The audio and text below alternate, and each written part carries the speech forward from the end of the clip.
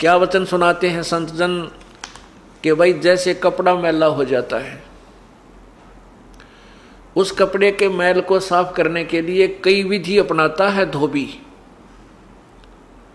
कुछ तो मैल ऐसे होते हैं, कुछ तो मैल ऐसा होता है जो केवल पानी में धोन मात्र से समाप्त हो जाता है। कुछ ऐसा मैल होता है उसको साबुन ही लगा करके नष्ट किया जा सकता है। कुछ ऐसे दाग होते हैं जो ड्राई क्लीन से होते हैं। ठीक इसी प्रकार हमारी आत्मा जो अंतःकरण रूपी कपड़ा बहुत युगों से मैला हो चुका है, इस मैल को यानी पाप कर्मों को नष्ट करने की विधि कई प्रकार की अपनानी पड़ेंगी।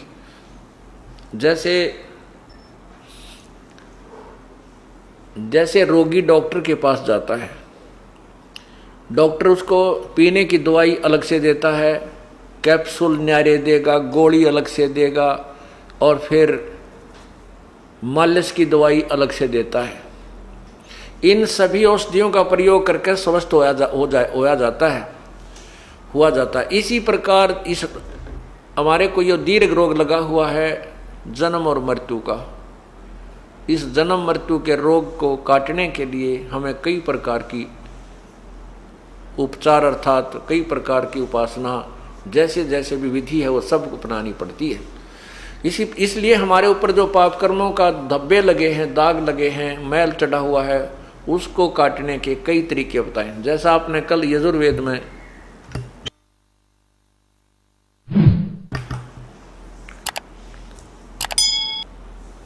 पढ़ा के दान देने वाले के पाप को परमात्मा नष्ट कर देता है। फिर भक्ति कर्म चाहे देवता करो, देव माने चाहे ऋषि करो चाहे भक्त करो, सभी के पापों को वो पूर्ण परमात्मा नष्ट करता है।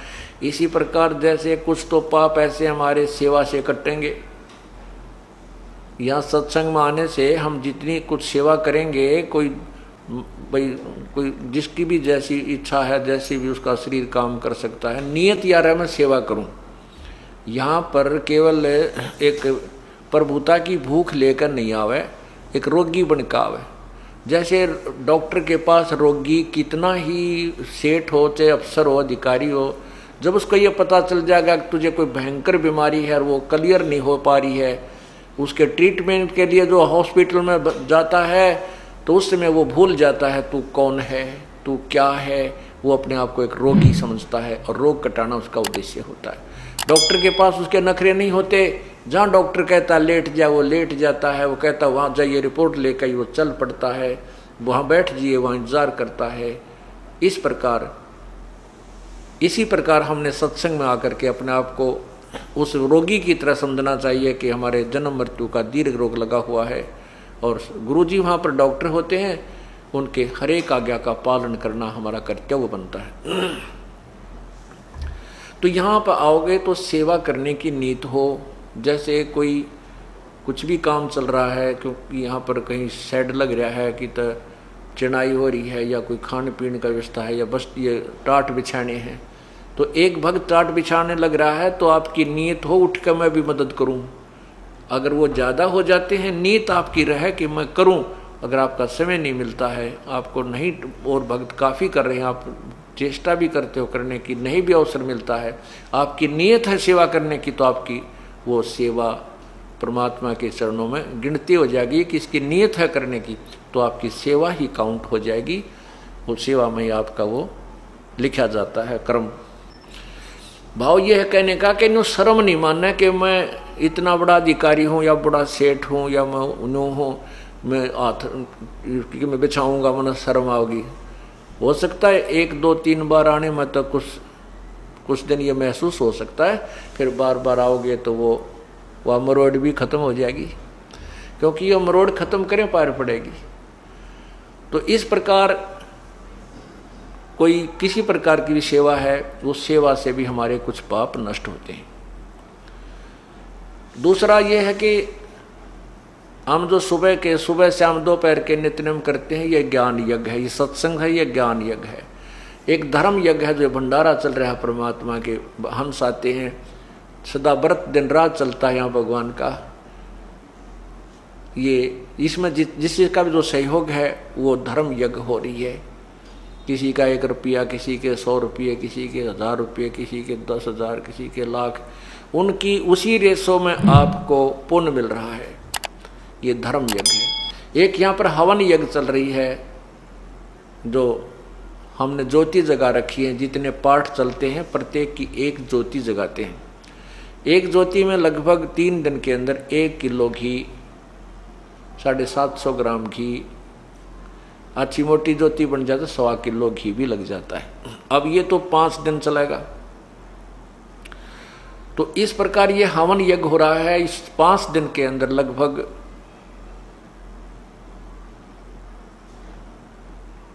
जो है सैकड़ों किलो घी यहाँ पर हवन होगा। वो आप ही को क्रेडिट मिलेगा उसका। तो ये कुछ यज्ञ, ये 5 यज्ञ करनी होती है। एक यज्ञ है धर्म की, दूसरी यज्ञ ध्यान, तीसरी यज्ञ हवन की, चौथी यज्ञ प्रणाम और 5वीं यज्ञ या ज्ञान की। आप आते हो दंडोत प्रणाम करते हो, ये भी एक यज्ञ है, ये भी एक आपका अनुष्ठान हो रहा है। और एक ध्यान यज्ञ, आप 2-3 दिन, 1 हफ्ता पहले अपने काम को आगे पीछे करने की जो है ना चिंता करते हो कि सत्संग में जाना है, सत्संग में जाना।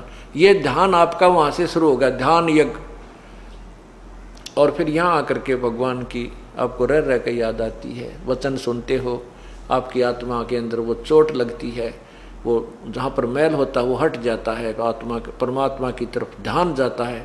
ये भी एक यज्ञ आपकी पैरेलल होती है। ये ज्ञान यज्ञ जो आपको सुनाया जा रहा है ये ज्ञान है, और ये अखंड पाठ भगवान की अमृतवाणी का चल रहा है, ये भी ज्ञान यज्ञ में ही होता है।